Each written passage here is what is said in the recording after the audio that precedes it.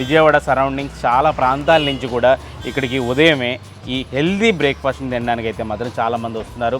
అలాగే మార్నింగ్ మాత్రమే కాదు, ఈవినింగ్ కూడా, అంటే మార్నింగ్ ఉన్న మెనూ కాకుండా ఈవినింగ్ మళ్ళీ వేరే మెనూ మారుతుంది.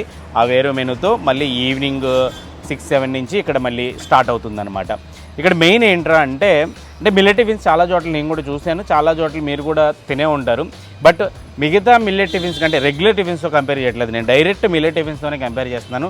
మిగిలిన మిల్లెట్ టిఫిన్స్కి ఇక్కడ మిల్లెట్ టిఫిన్స్కి తేడా ఏంటంటే, ఆల్రెడీ ఈ వీడియో చేయక ముందు అంటే నిన్నటి రోజు నేను ఇక్కడికి వచ్చి అంటే ఒక ఫ్రెండ్ చెప్తే వచ్చాను.